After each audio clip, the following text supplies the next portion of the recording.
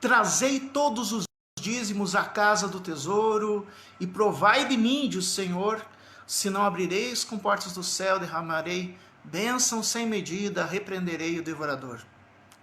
Essas são palavras que estão na profecia do profeta Malaquias, capítulo 3, e essa profecia está do versículo 8 ao versículo 12, está esse trecho de Malaquias. Mas a pergunta que eu faço, muitas pessoas vão dizer assim, dízimo é coisa do Antigo Testamento, então, e daí se retira, se contrapõe, os outros se contrapõem dizendo, não se pode ficar escolhendo o que vale. Então, se o dízimo não vale, então o que vale? Não vale nada. Se o próprio Jesus e os discípulos também têm histórias com dizimistas no Novo Testamento, e outros vão dizer, porque não existe essa história de maldição do devorador, do cortador, do migrador, porque na cruz de Cristo toda maldição foi crucificada. E os outros vão dizer assim, não, foi a maldição da condenação eterna, mas a consequência da desobediência traz maldições até hoje, e fica naquela briga, e se usa muito para dizer, né, que se a gente não, se usa esse texto muito no sentido de, para quem não for dizimista, está traindo sobre si o devorador, o migrador, o cortador. Mas de fato e verdade, o que diz Malaquias 3, do versículo 8 ao 10, sobre que se trata esse texto, para quem é esse texto e qual é a aplicabilidade desse texto profético para a igreja de hoje. É isso que nós vamos ver agora. Eu sou o Danielson Varpechoski, sou teólogo pastoral, e eu estou aqui para compartilhar a palavra de Deus de maneira séria, de maneira coerente, de maneira equilibrada. Eu não estou defendendo nenhuma denominação, nenhuma agremiação religiosa, estou simplesmente defendendo o reino de Deus, Jesus Cristo, e me baseando nas Sagradas Escrituras. Não estou aqui para dar minha opinião, não estou aqui para defender a teologia A ou teologia B, a doutrina A, a doutrina B. Estou aqui para falar as Sagradas Escrituras, ler a Sagrada Escritura contigo e a partir daí da Bíblia retirar ensinamento. Então vamos lá, então é da Bíblia, não mas porque Calvino, e porque Armínio, e porque não sei o que, e porque fulano de tal, mas o teólogo Beltrano, mas o apóstolo, o bispo falou tal coisa. Tá bom, eles falaram isso. Agora vamos ver o que a Bíblia fala. A Bíblia. Então abre aí, Malaquias capítulo 3, do versículo 8 até o 12 diz assim: roubará o homem a Deus? Todavia vós me roubais e dizei, em que te roubamos? A resposta que Deus dá, nos dízimos e nas ofertas. Prestem bem atenção. Com maldições sois amaldiçoados, porque a mim me roubais, vós, a nação toda. Trazei todos os dízimos à casa do tesouro, para que haja mantimento na minha casa, e provai-me nisso, diz o Senhor dos Exércitos, se eu não vos abrir as janelas do céu, e não derramar sobre vós bênção sem medida. Por vossa causa repreenderei o devorador, para que não vos consuma o fruto da terra, e a vossa vida no campo não será estéril, diz o Senhor dos Exércitos. Todas as nações vos chamarão felizes, porque vós sereis uma terra deleitosa, diz o Senhor dos Exércitos. Primeiro, o livro de Malaquias todo é um livro profético, né? É o último livro do Antigo Testamento, é um livro profético, e depois de Malaquias, Deus se calou, né? Deus se calou durante 2 séculos e meio, até poder voltar a falar. E aqui está o que Malaquias, todo o livro de Malaquias, ele está falando para a liderança religiosa. O efeito da má liderança. Se tu pegar desde o primeiro ao último capítulo, né, são só 4 capítulos. E aqui está falando, primeiro, está falando para todo o povo, no sentido de, sim, do povo de Israel, que não estava sendo fiel nos dízimos e as ofertas, ou os dízimos e as ofertas eram recolhidos todos em um caixa só, né, que era chamada Casa do Tesouro, que pertencia anexo ao lugar, ao templo, né, anexo ao centro religioso, e ali os dízimos e ofertas eram destinados 1/3 para manutenção do tabernáculo, do templo, ou seja, manutenção do trabalho que estava sendo efetivado, do trabalho, não de pessoas. 1/3 para sustentar os que trabalhavam em tempo integral, os levitas, os sacerdotes que trabalhavam em tempo integral. Então eles eram sustentados com 1/3 disso. E 1/3, que é chamado esmola, para o que hoje se chama de serviço social. Era feito serviço social, cuidar dos órfãos, das viúvas, das pessoas que não tinham condições de trabalho, pessoas que eram aleijadas. Essas pessoas eram cuidadas pela liderança religiosa. A liderança religiosa tinha essa responsabilidade. Então, essas 3 coisas era feito com dízimos e ofertas. Mas o que está acontecendo no tempo de Malaquias? Primeiro, o povo não está levando o dízimo corretamente. Em vez de levar dízimo e oferta conforme o costume, o povo está levando, leva alguma coisa, eu vou dar alguma coisa. E com isso, a obra de Deus está deixando de fazer. Por outro lado, e é isso que mais está colocado aqui, o que mais está colocado aqui é o que está se fazendo com o dízimo e as ofertas que estão carregando. Agora preste atenção, porque essa é a grande chave. A maldição que está caindo sobre o povo de Israel no tempo de Malaquias não é porque o fulaninho lá, o Joãozinho, a Mariazinha não levou o dízimo. Não é disso que está falando esse trecho.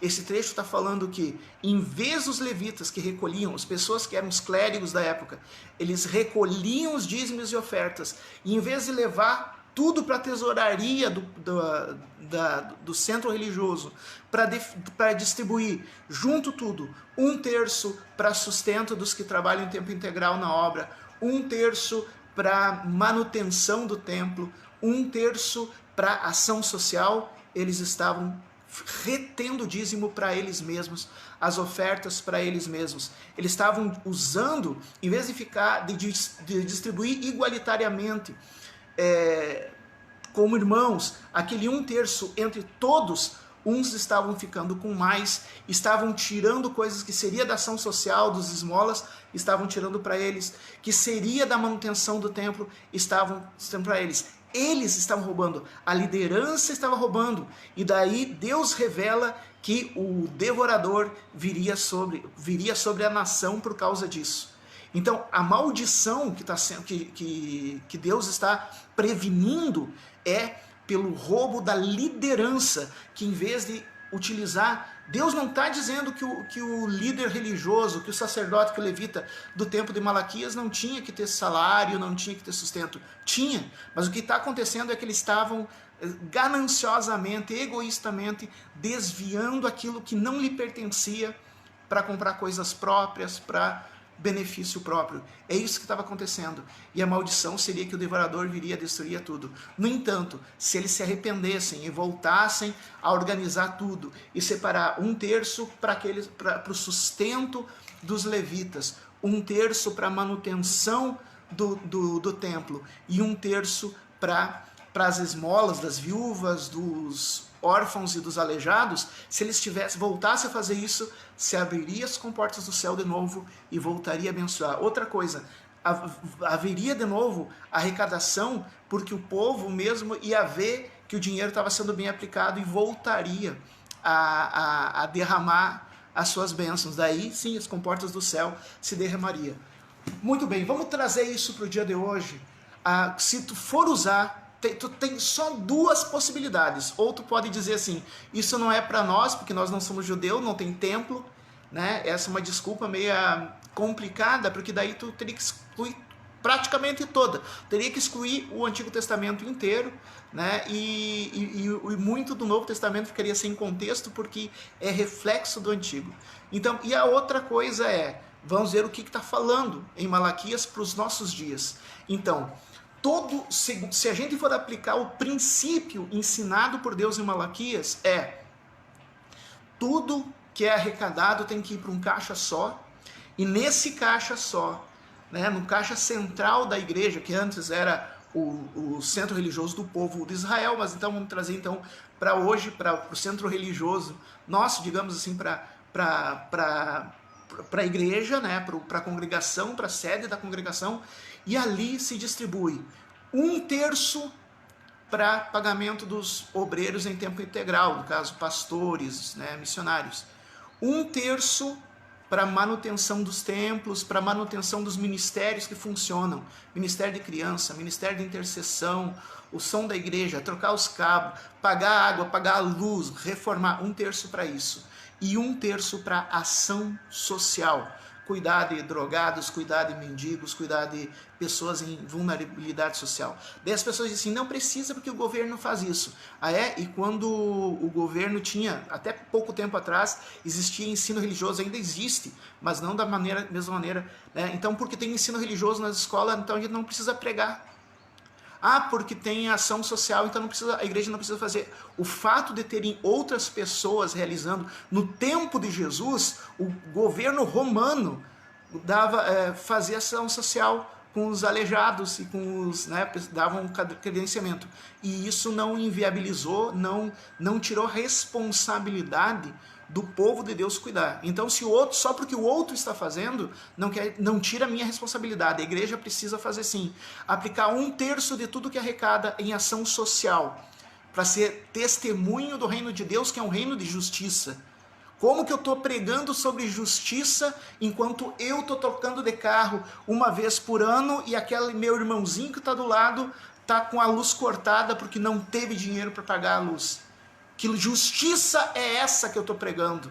Então, sim, ação social, ação de inclusão faz parte da responsabilidade da igreja. E o sustento dos que trabalham em período integral dentro da obra, que antigamente eram os levitas, e hoje são pastores, hoje são missionários que trabalham em tempo integral. Se eles se dedicarem a uma outra profissão, eles vão deixar desassistido o povo, a função do povo. Então sim, é justo que a igreja, e o próprio Jesus diz, não leve nenhum alforje, não leve financiamento próprio, porque ao trabalhador é digno de receber salário. Então assim, a pessoa que está na obra de Deus tem sustentado sim pela igreja, mas é sustentado e não explorar a igreja, não enriquecido. Tu não procure na Bíblia quem foi os apóstolos que morreram ricos. Os que tinham dinheiro, eles dividiam. Né? Então, assim, sustento é uma coisa, né? Ter onde morar, ter o que comer, ter um plano de saúde, tudo isso está correto, não está errado.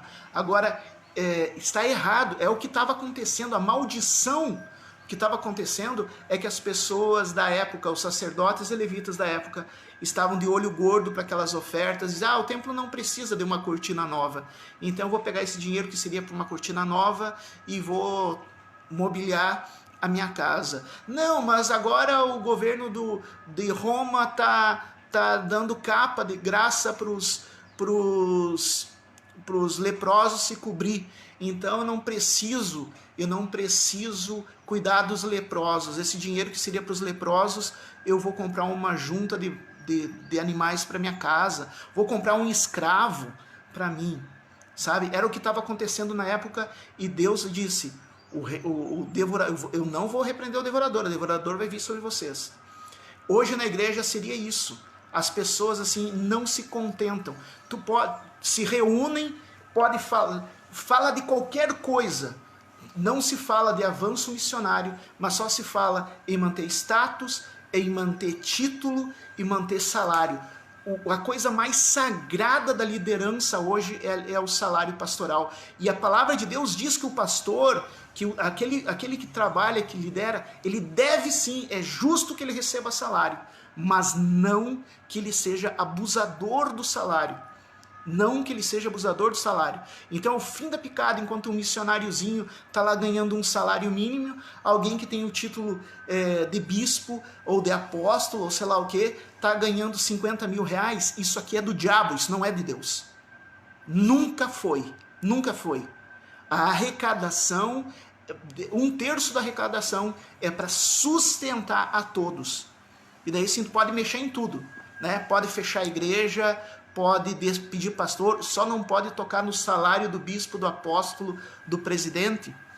Tem alguma coisa errada aí. E sabe o que acontece em Malaquias? O devorador ataca.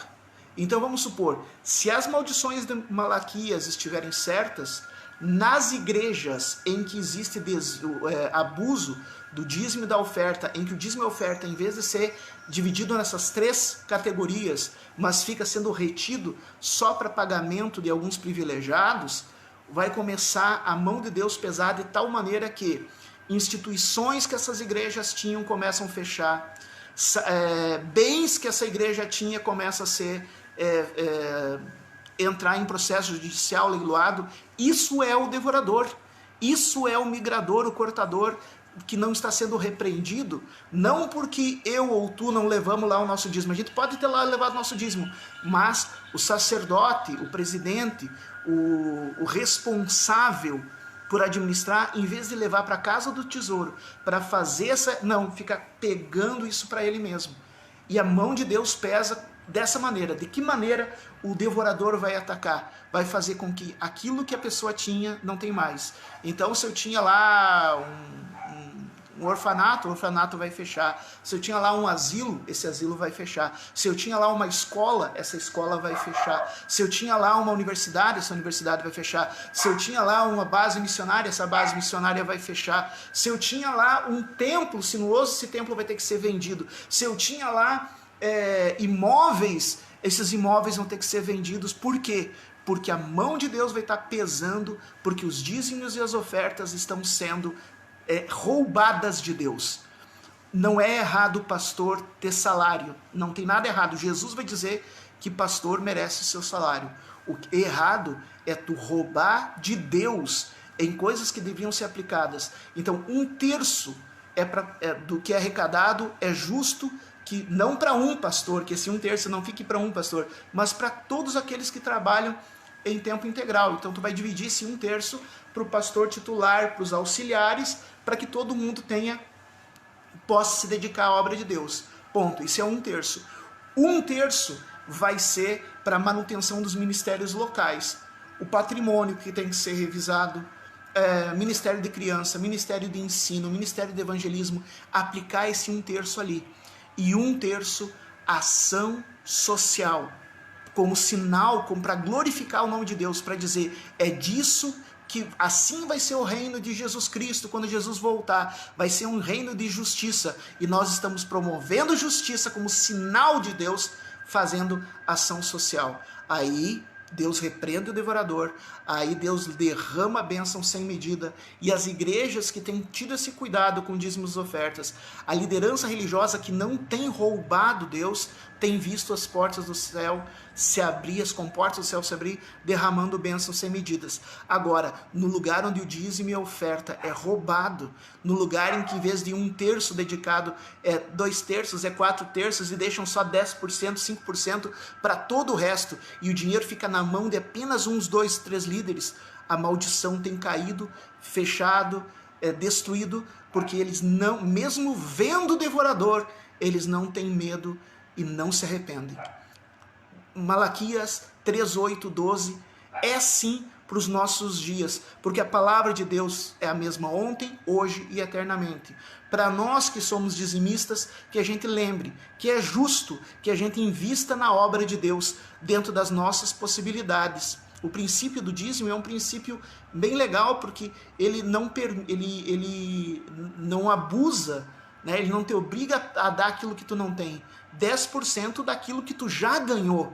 Não é uma mensalidade, não é algo a mais. É 10% daquilo que tu já ganhou. Então não é injusto tu investir na obra de Deus. Mas Malaquias 3, 8, 12 não é para mim e para ti que somos dizimistas. Malaquias 3, 8, 12 é para aqueles que recebem o dízimo na igreja, dizendo que eles têm que aplicar da maneira correta, para que a obra de Deus seja feita. Sim, para que os obreiros possam serem sustentados, não, nada contra isso, mas para que a missão seja feita, para que a ação social seja feita, é para isso e não para se concentrar na mão de um.